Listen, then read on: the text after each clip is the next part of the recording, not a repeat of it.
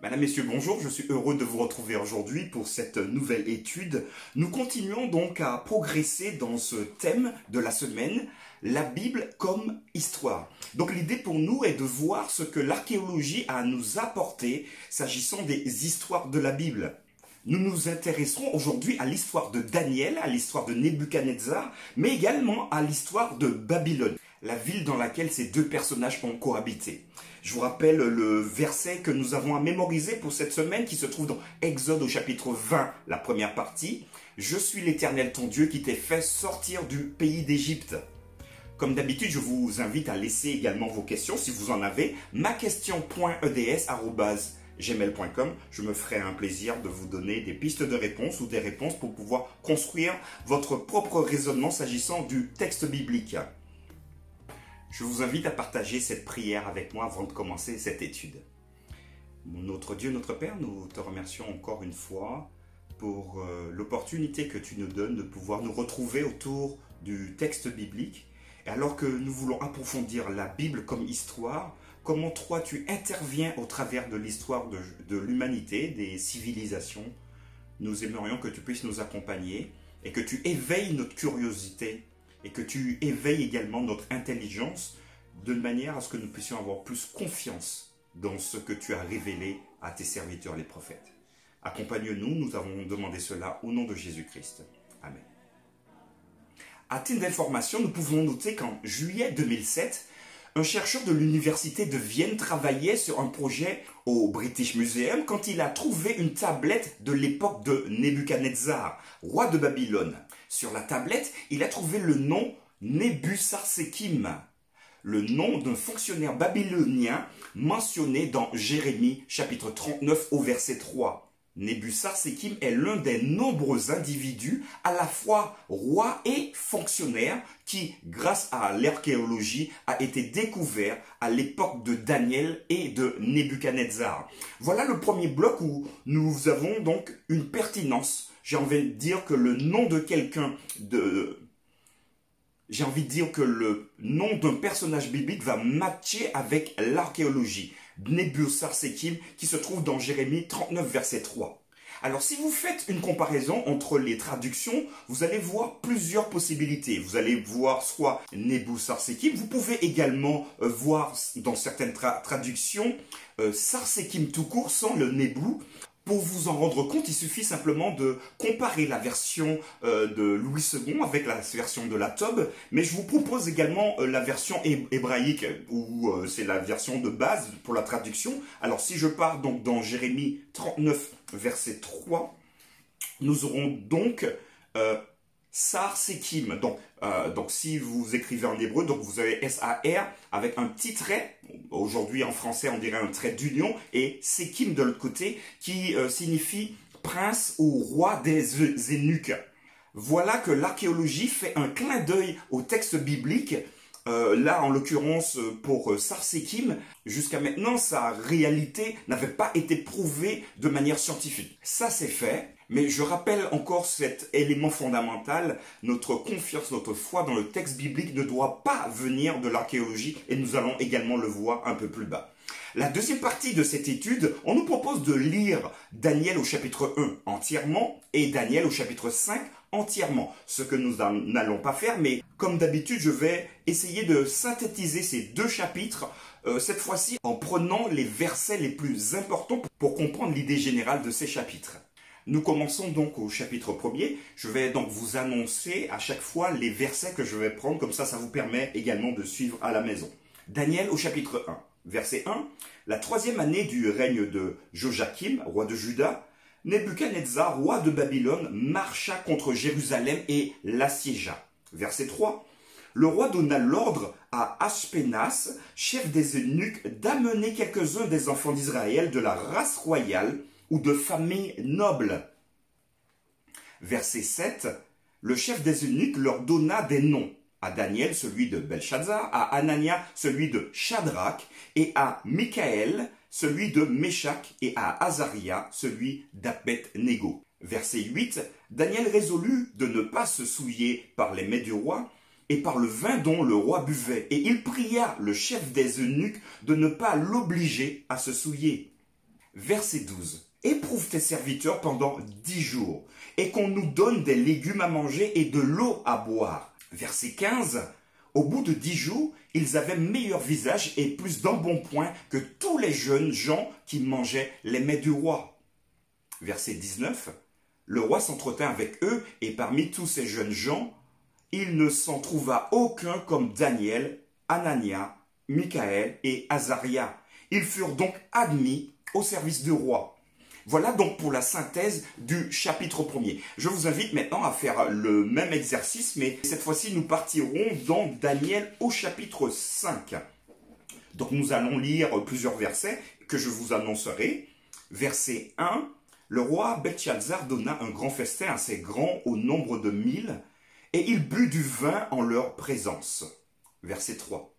Alors on apporta les vases d'or qui avaient été enlevés du temple de la maison de Dieu à Jérusalem, et le roi et ses grands, ses femmes et ses concubines s'en servirent pour boire. Verset 5. En ce moment apparurent les doigts d'une main d'homme, et ils écrivirent en face du chandelier sur la chaude de la muraille du palais royal. Le roi vit cette extrémité de main qui écrivait. Verset 7. Le roi cria avec force qu'on fit venir les astrologues, les chaldéens et les devins, et le roi prit la parole et dit aux sages de Babylone, « Quiconque lira cette écriture et m'en donnera l'explication sera revêtu de pourpre, portera un collier d'or à son cou et aura la 3e place dans le gouvernement du royaume. » Verset 11. Il y a dans ton royaume un homme qui a en lui l'esprit des dieux saints, et du temps de ton père, on trouva chez lui des lumières, de l'intelligence et une sagesse semblable à la sagesse des dieux. Aussi le roi Nebuchadnezzar, ton père, le roi, ton père, l'établit chef des magiciens, des astrologues, des chaldéens et des devins. Il s'agit bien évidemment ici de Daniel lui-même. Verset 18, au roi, le Dieu suprême avait donné à Nebuchadnezzar, ton père, l'empire, la grandeur, la gloire et la magnificence. Verset 20. Mais lorsque son cœur s'éleva et que son esprit s'endurcit jusqu'à l'arrogance, il fut précipité de son trône royal et dépouillé de sa gloire. Verset 24. C'est pourquoi il a envoyé cette extrémité de main qui a tracé cette écriture. Daniel fait référence ici à Dieu qui a envoyé donc l'extrémité pour lui transmettre un message. Verset 27, tu as été pesé dans la balance et tu as été trouvé léger. Verset 28, divisé, ton royaume sera divisé et donné aux Mèdes et aux Perses. Et enfin, versets 30 et 31 pour terminer, cette même nuit, Belchazzar, roi des Chaldéens, fut tué. Et Darius le Mède s'empara du royaume, étant âgé de 62 ans. Donc voilà pour la synthèse du chapitre 1 et du chapitre 5 du livre de Daniel. On nous pose donc une question qui sont rattachées à ces deux références, chapitre 1 et chapitre 5. Comment les premières décisions de Daniel correspondent-elles aux actes de Dieu en l'utilisant comme son serviteur et prophète pour avoir un impact sur des millions de personnes à travers l'histoire?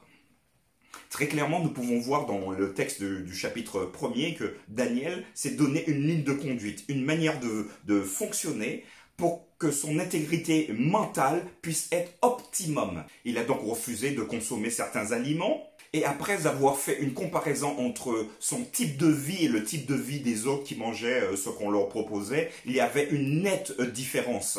Et d'ailleurs, c'est ce qui lui a permis d'accéder aux postes et aux places les plus haut placées du royaume puisqu'il était finalement responsable d'un groupe de chercheurs, d'un groupe de magiciens finalement, et de prophètes, au service exclusif du roi.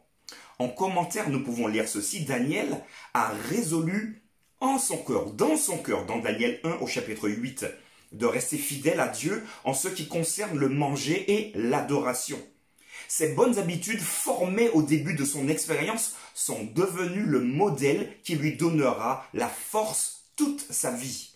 Le résultat a été la pensée claire, la sagesse et la compréhension qui venaient d'en haut. Cela a été reconnu par Nebuchadnezzar et Belchazzar, de sorte qu'il fut élevé aux plus hautes positions dans le royaume. Mais Peut-être plus important encore, cela a abouti à la conversion du roi Nebuchadnezzar lui-même. Et nous pouvons lire cette séquence dans Daniel au chapitre 4, versets 34 à 37.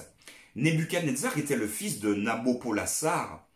Ensemble, ils ont construit une ville glorieuse, inégalée dans le monde antique. Nous pouvons souligner cela dans Daniel au chapitre 4, verset 30. La ville de Babylone était énorme. Aujourd'hui, on dirait énormissime. Avec plus de 300 temples. C'était un palais exquis entouré d'énormes murs doubles. Le premier mur faisait donc 3,7 mètres d'épaisseur et le second faisait 6,7. Donc quelque part, c'était une ville imprenable avec son double système de protection passif. Les murs, par contre, étaient ponctués de 8 portes principales, toutes nommées d'après les principales divinités babyloniennes. La plus importante des portes s'appelle la porte d'Istar, découverte par les fouilles des Allemands et reconstruite au musée de Pergamum à Berlin. Je vous laisse une petite image. Donc si vous avez l'occasion d'aller à Berlin, n'hésitez pas à passer à ce musée pour voir de vos yeux cette jolie reconstruction donc d'un pan et d'une porte du mur de Babylone avec des lions dessus. C'est très beau. En tout cas, j'ai vu que par photo, mais si j'ai l'occasion d'aller en Allemagne, croyez-moi, je n'hésiterai pas une seule seconde à faire un tour là-bas.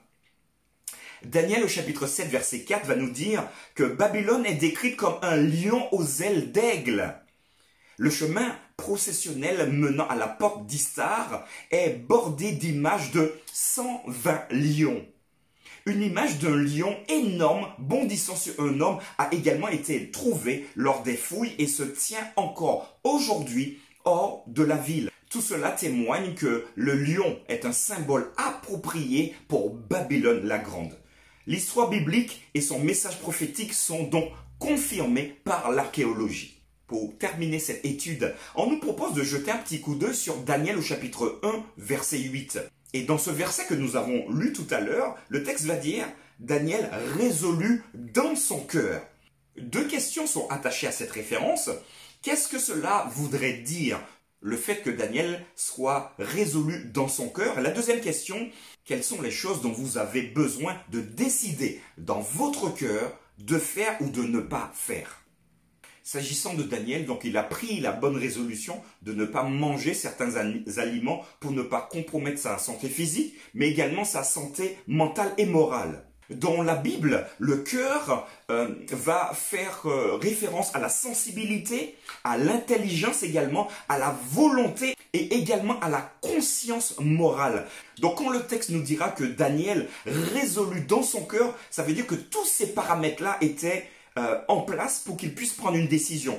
En d'autres termes, c'était une décision mûrement réfléchie, motivée, et Daniel, dans sa tête, savait qu'il n'allait pas déroger à sa position.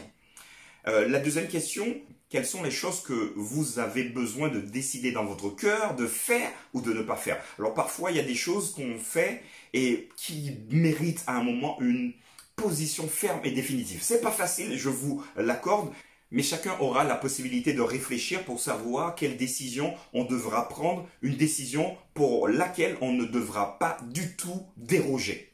Voilà, l'étude d'aujourd'hui est terminée. Demain, nous verrons ensemble le Christ historique, ou comment Jésus va se retrouver dans l'histoire. Et comme d'habitude, l'archéologie nous fera également un petit clin d'œil s'agissant des textes bibliques. Portez-vous bien et je vous dis à très vite.